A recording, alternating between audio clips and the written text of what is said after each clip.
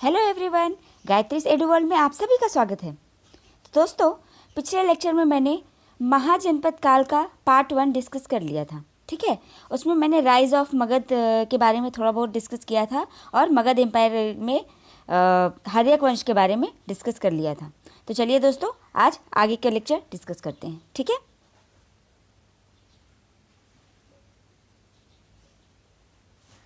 तो महाजनपद काल में जो कि 6ठी शताब्दी ईसापुर से 4ठी शताब्दी ईसापुर तक था, उसमें हम डिस्कस किए महाजनपदों का उदय, मगध का उत्थान और हर्यक वंश।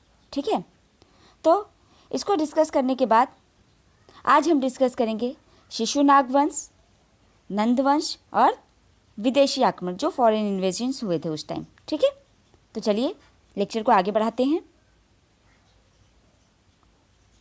तो हमारा जो आज का पहला टॉपिक है वो है शिशुनाग वंश। शिशुनाग वंश का जो टेन्योर है, मतलब उसका जो समय है, वो है 412 ईसापुर से 344 ईसापुर तक। ठीक है, इस वंश का संस्थापक था शिशुनाग। शिशुनाग जो था वो नागदश का मिनिस्टर था, मतलब उसका अमात्य था। ठीक है, ये मौर्य वंश में हो या हर्यक वंश में हो या शिशुनाग वंश में हो, मतलब एक के बाद एक जब दूसरा वंश चेंज हुआ है तो अक्सर ऐसा हुआ है मगध डायनेस्टी में, मगध साम्राज्यों में, कि उसमें जो अमात्य था, जो मंत्री होता था, उसने ही तख्ता पलट करके जो राजा को हटा के उसकी जगह पे खुद अपना एक नए वंश की शुरुआत की थी। ठीक है, तो इस तरह से यहाँ पे बहुत सारी डायनेस्टीज हुई इस बीच में, सबके बारे में डिस्कस किया जाएगा। तो शिशुनाग वंश भी ऐसे ही आया था। जो शिशुनाग था वो नागदश का मिनिस्टर था। नागदश एक अयोग्य राजा था, तो जो यहाँ की जनता थी उसको भी वो पसंद नहीं था, और शिशुनाग ने क्या किया, इसी चीज़ का फ़ायदा उठाकर उसे उसे गद्दी से हटा दिया और खुद गद्दी पे बैठ गया। ठीक है, इस तरह से शिशुनाग वंश की शुरुआत हुई। शिशुनाग ने जो एक बहुत ही महत्वपूर्ण काम किया था वो था अवंती का जो प्रद्योत वंश था, ठीक है, उसको हरा दिया था। उसको हरा दिया था युद्ध में, और इसके बाद क्या हुआ, 100 वर्षों से जो मगध का अवंती के साथ संघर्ष चल रहा था, ठीक है, वो संघर्ष समाप्त हो गया और अवंती मगध साम्राज्य का हिस्सा बन गया। ठीक है, तो इस तरह से जो है शिशुनाग ने मगध साम्राज्य को और बड़ा कर दिया। उसके बाद मगध की राजधानी इसने पाटलिपुत्र से वैशाली कर दी थी। पाटलिपुत्र से वैशाली राजधानी करने के बाद ये लेकिन ज़्यादा समय तक रह नहीं पाई थी, क्योंकि उसके बाद ही जब कालाशोक आया तो उसने राजधानी को वापस पाटलिपुत्र कर दिया था। ठीक है, तो कालाशोक था, शिशुनाग के बाद इसने गद्दी संभाली थी। ठीक है, शिशुनाग के बाद अगला शासक था कालाशोक। इसे काकवर्ण के नाम से भी जाना जाता है। कालाशोक के समय की एक बहुत ही इंपॉर्टेंट बात यह है कि 383 ईसा पूर्व में द्वितीय बौद्ध संगीति कालाशोक ने ही बुलवाई थी। ठीक है, कालाशोक ने बुलाई थी, जो शिशुनाग वंश का शासक था उसने द्वितीय बौद्ध संगीति 383 ईसा पूर्व में बुलाई थी, और बुलाई थी कहाँ पे, वैशाली में। ठीक है, उसके अलावा दूसरा जो इम्पोर्टेंट काम था, उसने राजधानी को पुनः पाटलिपुत्र स्थानांतरित कर दिया था। मतलब पहले वैशाली बनाई गई, फिर उसने वापस उसको पाटलिपुत्र बना दिया। ठीक है, इस वंश का जो अंतिम शासक था वो था नंदीवर्मन। ठीक है, नंदीवर्मन भी योग्य शासक नहीं था, तो इसके साथ भी वही हुआ जो बाकी शासकों, जो नागदश के साथ ही हुआ था। ठीक है, तो आगे देखते हैं। ये है इन लोगों का, ये है यहाँ का विस्तार। ठीक है, शिशुनाग वंश का विस्तार देखिए, ये आपका है श्रावस्ती, ये आपका कौशल देश है।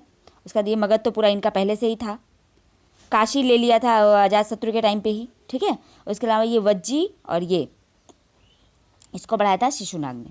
ठीक है, ये है आपका अवंती का इलाका, उज्जैन और विदिशा। ठीक है, तो इस तरह से देखिए, इस तरह से शिशुनाग वंश कितना ज़्यादा विस्तृत हो गया है। ठीक है, तो जैसा कि आप देख के ही समझ पा रहे होंगे। अब आते हैं शिशुनाग वंश के बाद जो अगला वंश आया। ठीक है, तो मैंने बोला था इसका जो अंतिम शासक था उसके साथ भी वही हुआ, मतलब उसके मिनिस्टर ने उसे हटाकर उसकी जगह पर खुद शासक बन गया। तो वो मिनिस्टर था महापद्मनंद। ठीक है, महापद्मनंद उसका अमात्य था, जिसने शिशुनाग वंश के अंतिम शासक को हटाकर उसकी जगह पर खुद सत्ता संभाल ली। महापद्मनंद को और नामों से जाना जाता है, सर्वछत्रांतक, उग्रसेन और एकराट। ठीक है, सर्व छत्रांतक का अर्थ है क्षत्रियों का अंत करने वाला। ठीक है, तो ऐसा कुछ कुछ इसमें लेखों में माना गया है कि जो महापद्मनंद था वो क्षत्रिय नहीं था, वो किसी और वर्ण से था। ठीक है, किसी और निम्न वर्ण से था जो बाद में जाके शासक बना और इस तरह से उसने क्षत्रियों का अंत किया। क्षत्रियों का अंत करके वो जो है सर्व छत्रांतक बन गया। ठीक है, उसके बाद है उग्रसेन। उग्रसेन मतलब एक विशाल सेना का मालिक, बृहद सेना का मालिक, बृहद सेना का स्वामी। तो महापद्मनंद को उग्रसेन भी कहा जाता है। और है एकराट। एकराट मतलब जो है एक छत्र शासन जिसका हो। ठीक है, तो सर्व छत्रांतक और एकराट महापद्मनंद को पुराणों में कहा गया है और उग्रसेन कहा गया है पाली टेक्स्ट में, पाली भाषा के जो साहित्य है उसमें उग्रसेन के नाम से बुलाया गया है। महापद्मनंद ने क्या किया था, उसने उस समय जितने भी महाजनपदों के राज्य थे इंपॉर्टेंट आसपास के, उन सबको उसने जीत लिया था और मगध साम्राज्य को बहुत ही विशाल कर दिया था उसने। कैसे?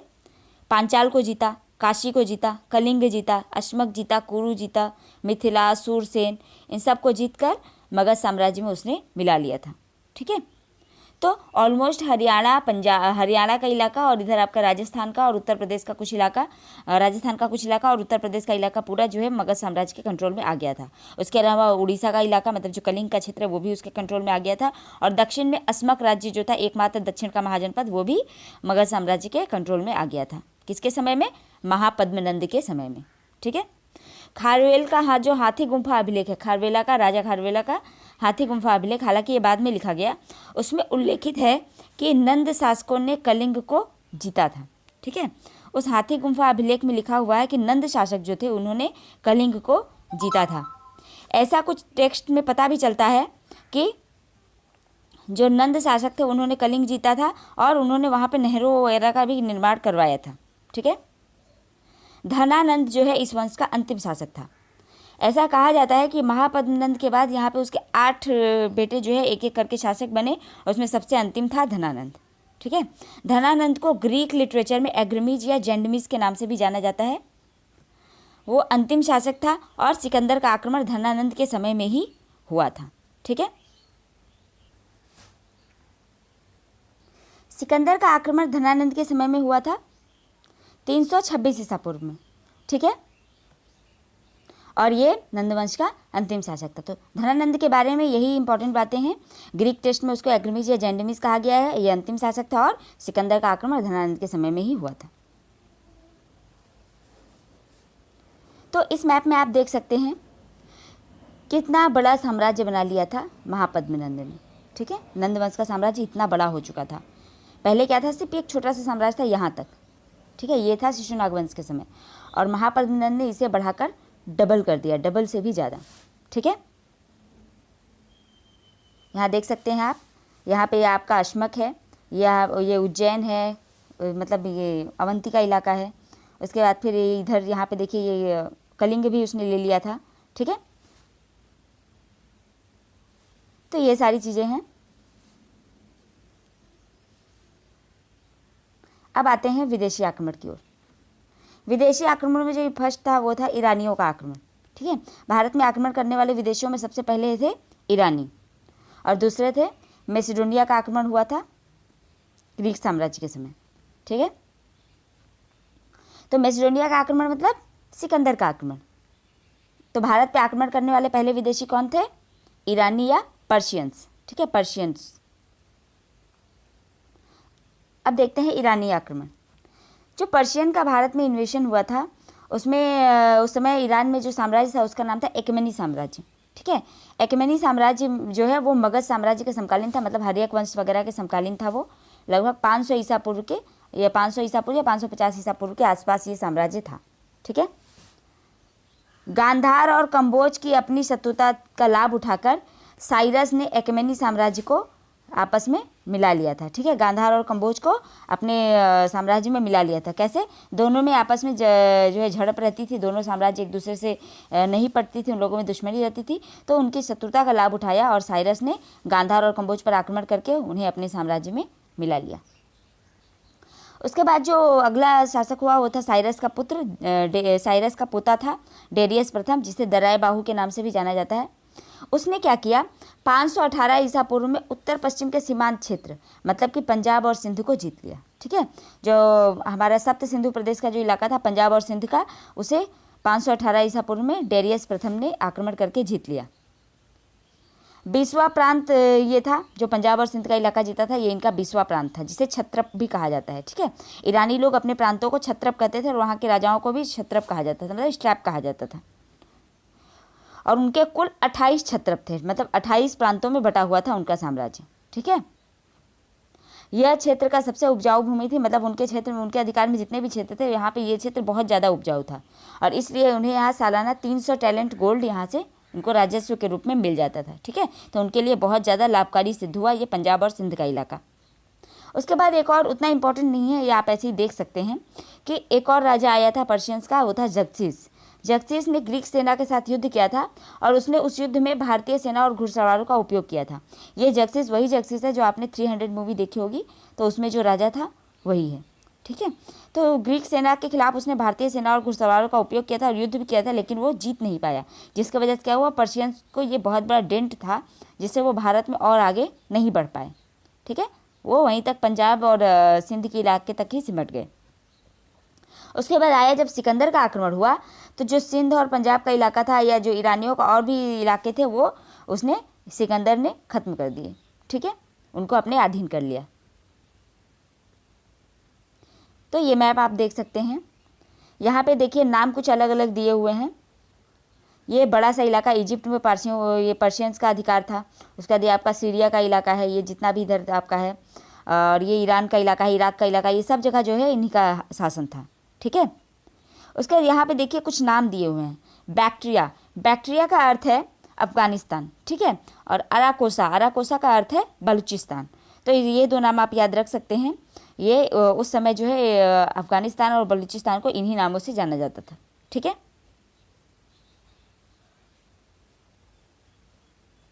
अब आते हैं ईरानियों के आक्रमण का महत्व। तो ईरानियों के आक्रमण का भारत पर बहुत बड़ा प्रभाव पड़ा। क्या प्रभाव पड़ा?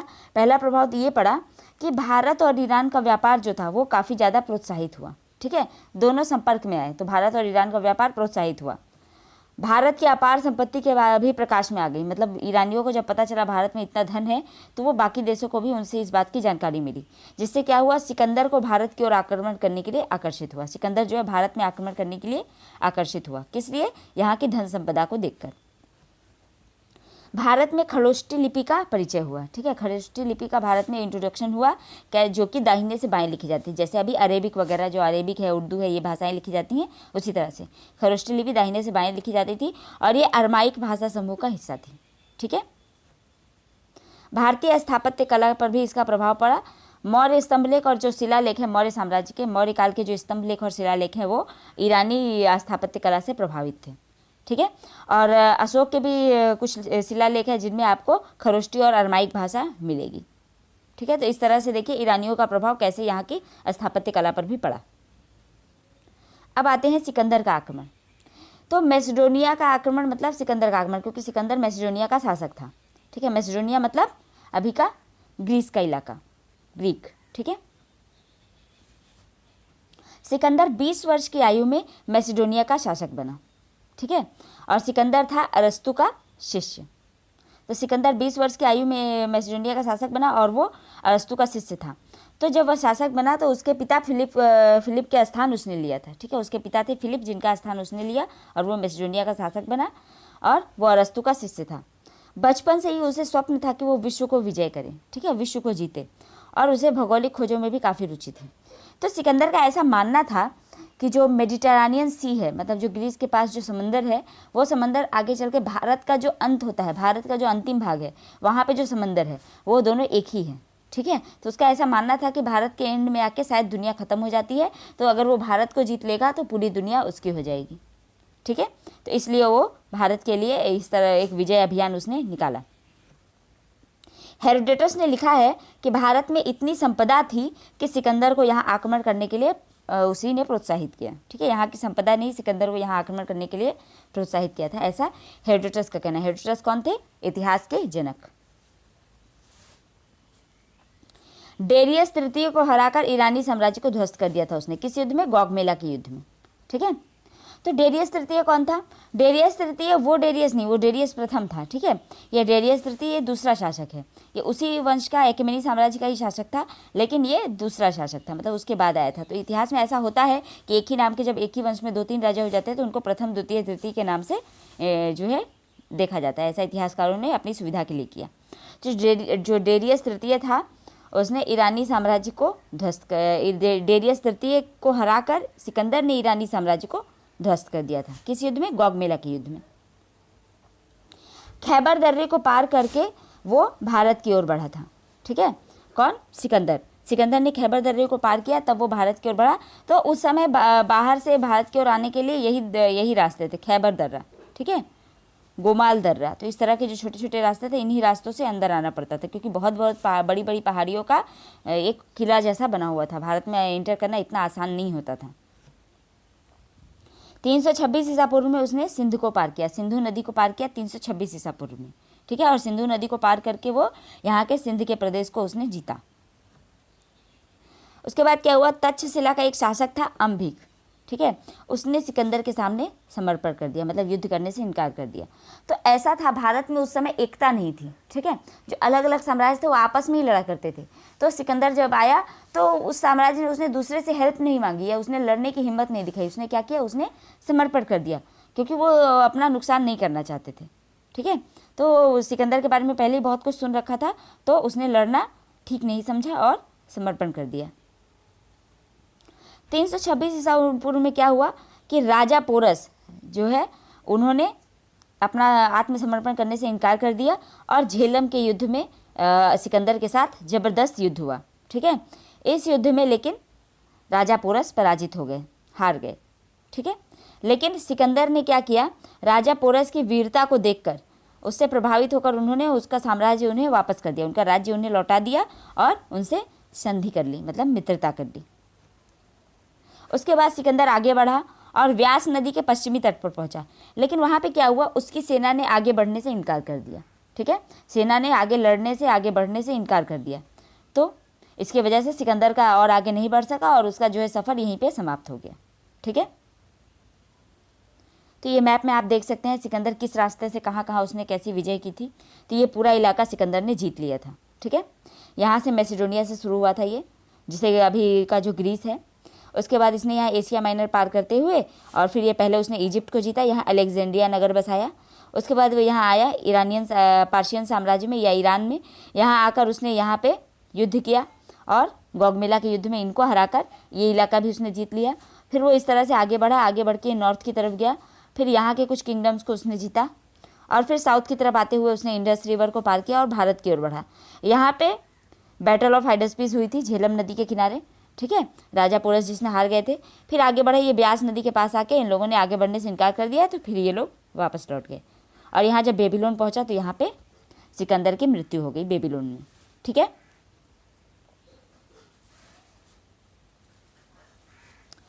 अब देखते हैं सिकंदर के वापस लौटने के कारण क्या थे, मतलब सिकंदर क्यों वापस लौट गया, उसकी सेना ने इनकार क्यों कर दिया। तो पहली बात तो वो लोग 10 साल से लगातार युद्ध लड़ रहे थे, जितने भी सैनिक थे सेना में वो लोग 10 साल से लगातार युद्ध लड़ रहे थे, उसमें कई मारे भी गए, ठीक है। तो अब और आगे इनकी लड़ने की इच्छा नहीं हो रही थी। 10 साल से ये अपने घर से दूर थे, अब इन्हें घर की याद आ रही थी, ठीक है। उसके अलावा जो आगे एक विशाल मगध साम्राज्य था, इनको पता चला कि व्यास नदी को पार करते ही उधर में एक विशाल साम्राज्य है जिसका नाम है मगध, ठीक है। तो मगध साम्राज्य जो है ये धनानंद उस समय वहाँ का शासक था।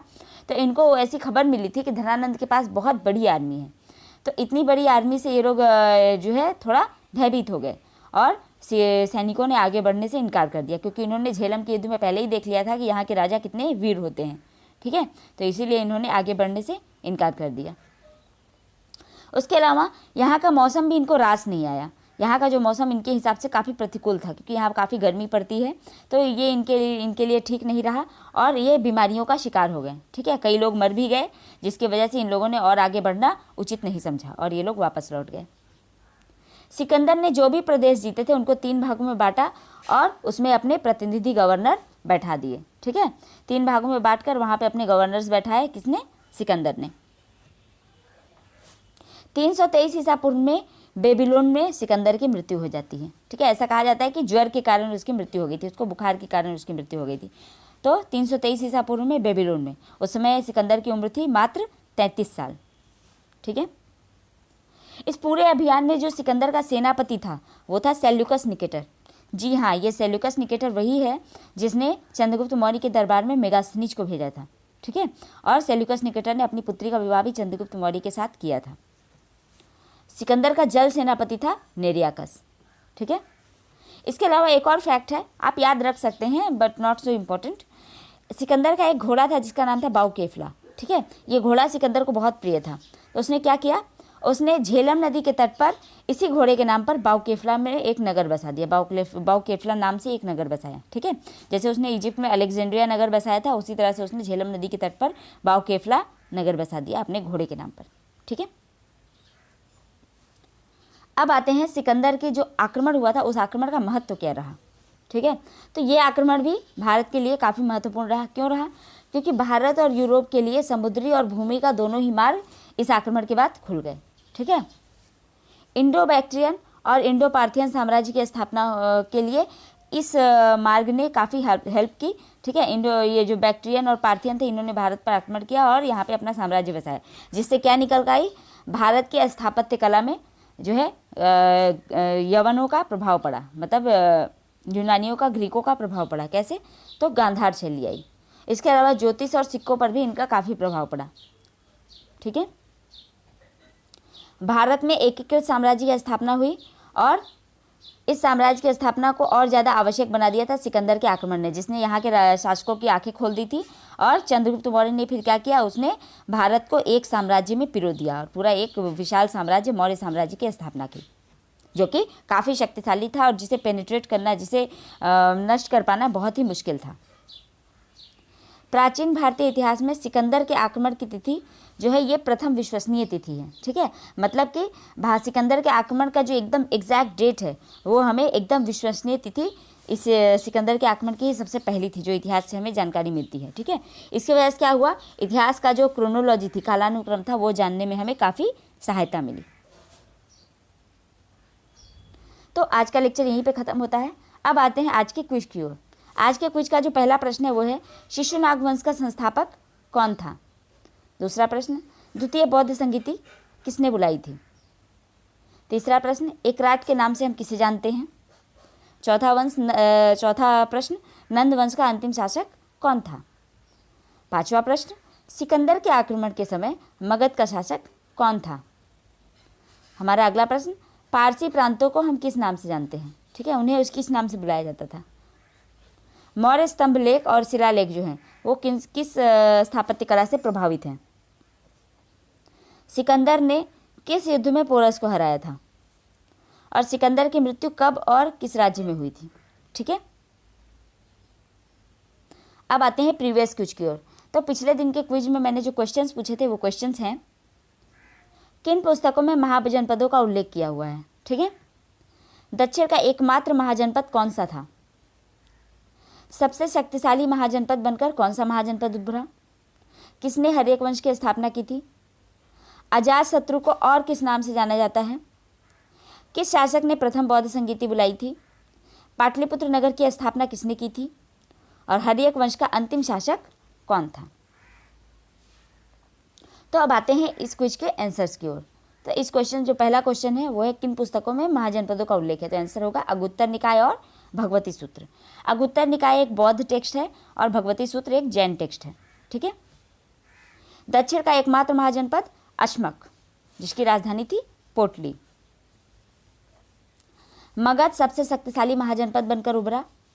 हर्यक वंश का संस्थापक बिंबिसार।